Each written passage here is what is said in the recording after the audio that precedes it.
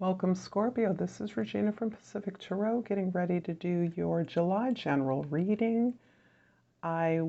This is going to cover the entire month of July, including the new and full moons, the new moon in Cancer, and the full moon in Capricorn, which is emphasizing what we are able to accomplish in the world and how we feel about it. But in particular, I am reading your cards on the day of the summer solstice, which marks the sun's entrance into Cancer and the entrance into the Sirius Gateway, which is focusing on Sirius being the brightest star in the night sky, and our planetary alignment with our purpose being that which we have chosen to do as service or contribution to humankind.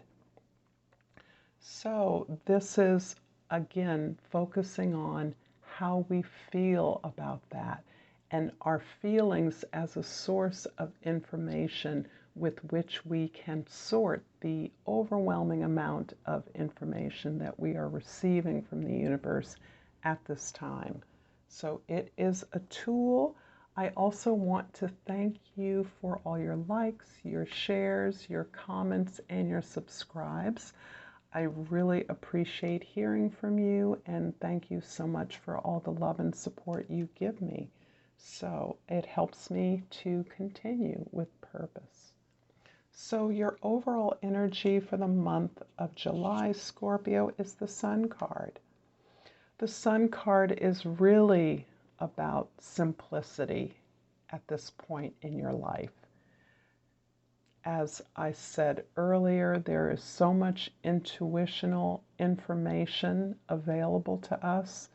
There are so many choices to make that your greatest strength lies in your ability to identify simply what makes you happy, simply what feels good to you. And in doing that, you are reconnecting to a simpler, more innocent experience of your world, where your natural occurrence, your natural talents and gifts, as well as your ability to identify pleasure, joy, and work as creative play is really helping to lighten your load and enlighten others with whom you are involved, so that you are serving as an inspiration and an upliftment around the considerable work that you do. The 10th house, where others see us, where we are identified in the world through our work, through our contribution to the community, is the Fool card. And the Fool card is, in fact, for me, another indicator of liberation, of your ability to recognize that you have successfully completed a journey, perhaps many journeys. You are clear about your accomplishments, what you've learned, and you have been able to release all of the binds only to maintain the memories of your experience in order to move forward in a brand new direction. This takes tremendous bravery and encouragement at this point in your life, where you are focusing again on what makes you feel good and the natural ability to brave the world, the big world, without any determination about what the end goal is. So this is you gaining in maturity so that you can live with the ambiguities that you see around you, and it does not limit your ability to continue to dream and move forward.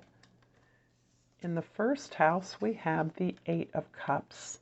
The 8 of Cups is really supporting this idea that you are moving outward, forwardly, bravely, by recognizing that you've learned all that can be learned from the circumstances that you are currently in and perhaps have been in for a long time.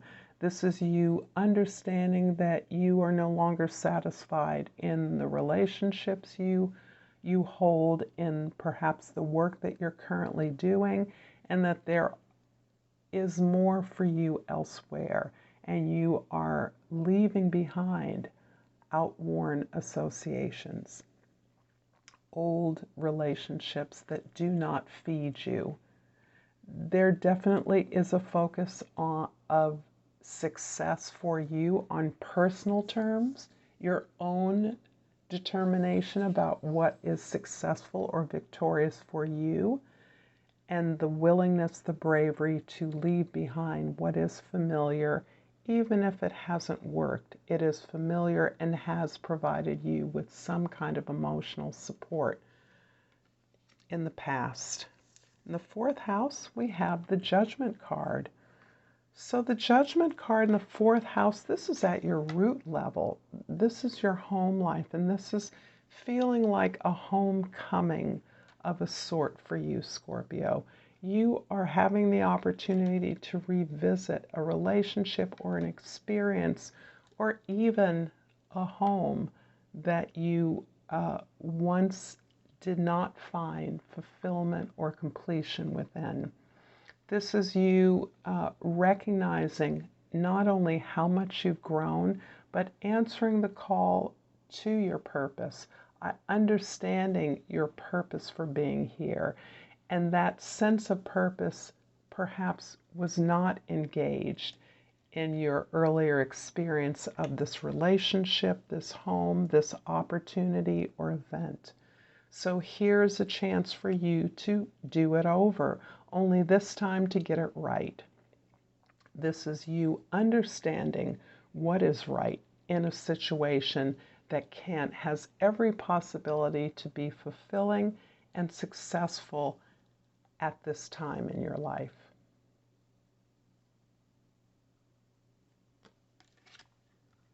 The seventh house is the Seven of Pentacles, and this house is your significant others. The Seven of Pentacles is showing you as to be evaluating your relationships, to be looking at particularly the relationship to your work is what I'm feeling right now, as well as your relationships in general, the critical relationships. For creatives, this is your relationship with your audience, your readers, your listeners, your viewers of your expression. If you're a teacher, this is your students, your other teachers with whom you have relationships, and you're really looking very concretely at the way in which you've worked in the past, as well as what you've been able to achieve more critically. Understanding that, in fact, you are on the right path, but now you have learned, you are understanding there is a different way to move forward. And this evaluation is fueling the answer to your spiritual calling, the sense of purpose that you now understand, as well as understanding that each member, each player in your life, in various aspects of your life, also indeed have a purpose within a larger plan. I'm going to clarify the Eight of Cups in the first house with the Six of Cups in the second house and the Queen of Pentacles in the third house. The Six of Cups has been showing up for everyone, and this is about your reevaluating your relationships. You're reevaluating your expenditure of energy. So those relationships, again, can be people or they can be events. They can be your goals. They can be your work. They can be your audience. You are having to recognize now that your ability to take responsibility for the needs of others has perhaps denied you or suppressed the ability for you to receive information, love, attention, and care back for your efforts. Sixes are always about balancing, and in this evaluation of your relationships, you have found that you have given in some way more than you have received. In fact, you have not even made space to receive. You have assumed that your responsibility has been to give, to distribute the resources that you have or that are held collectively to others. The Queen of Pentacles here in your third house is helping you to understand that this ability, all relationships with all things are based on the relationship with yourself. Your ownership of your need to be stable, secure, and protected, to address your material stability and security is key to your ability to not only communicate and distribute resources fairly, but to recognize that you are the source of that distribution. You are the source of that relationship. And that as such, your foundation, your ability to be resourceful, your ability to be abundant and recognize the steps to building that prosperity are key to any relationship you have, so that understanding yourself as a source means that you are now understanding how to make space to receive and to understand that you deserve all that you receive and all that you want to receive. There's no limit to the sense of personal abundance that is appropriate to you. The Judgment card in the fourth house is clarified by the Five of Pentacles in the fifth house and the Devil in the sixth house. You are again truly addressing a sense of lack that has existed, not particularly in your creative expression. Your understanding of what you needed was always just enough. There was not the confidence or the ability or wisdom to understand that you were capable and deserving of assistance or support. And that inability to ask or receive that assistance or support is about your not understanding that you were fully capable and adequate to the task you undertook. At some level, there was a sense that you didn't have everything that you should have had in order to do the things you wanted to do. So that you felt that the things you didn't have were a reflection of your inadequacy, and in fact, that was a false setup. And you're now understanding that that was a false setup. Your ability to want things is fully supported by your desire to ask for help and to receive support on your own terms. This is recognizing that others helping you does not take away your guidance, your leadership. And this is at this time, the Devil card is indicating that you are choosing now to not be limited by the expectations of others. And you have allowed the expectations, the ideas, the framework, the sense of provision of others, your obligations to others, to limit what you felt you, in fact, were deserving of, what you needed. This is dispelling. You are in a time of dispelling these myths, of understanding that your happiness, your sense of accomplishment and liberation depends on your natural talents, your natural ability to feel joy and pleasure in who you are, and to work harder but more creatively as a result of that.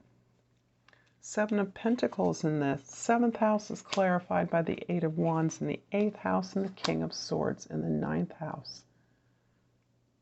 So you are absolutely a leader in terms of shared resources, any ways in which you are responsible for the ways that profits are accrued or rewards are accrued through your business or work efforts. You are not only a leader in that regard, but you are pushing your team forward to new arenas, to new growth, to new expansion. You're looking for new markets. You're looking for more sources of distribution.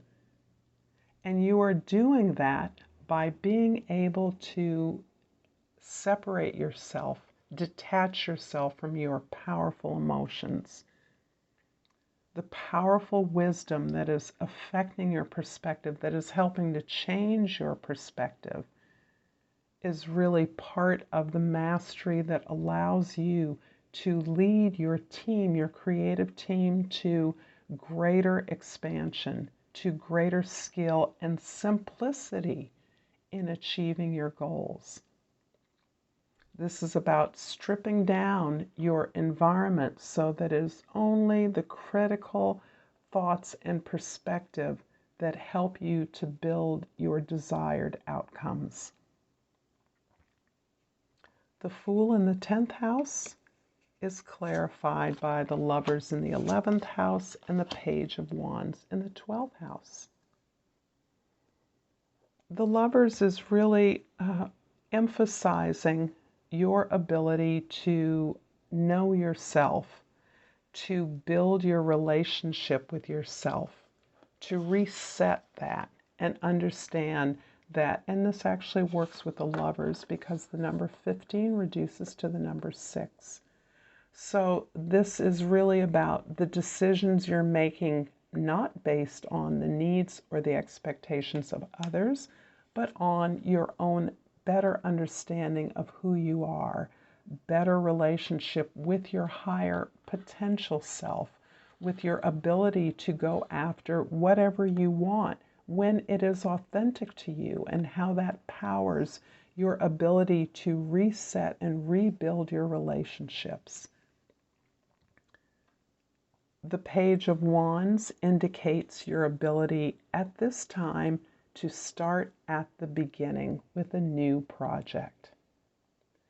The Sun and the Fool are really operating almost together here, and I would say the Judgment card on your axis to indicate this powerful new ability to move forward as you recognize the simplicity and the innocence of who you are, as you embrace your natural gifts.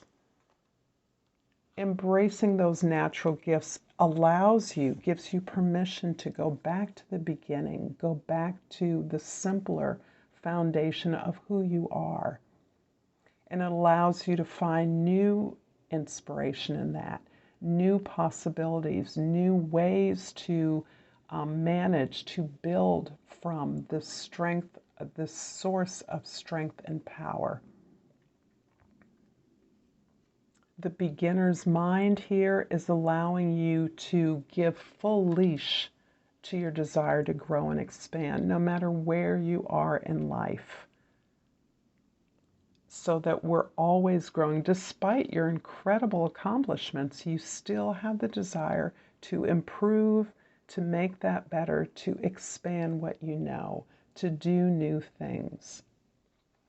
I'm going to clarify this, or I'm going to finish off this reading, not clarify, with a botanical inspiration. And the lilac came up. May not be distracted by these. And the key word of the lilac is the first emotions of love.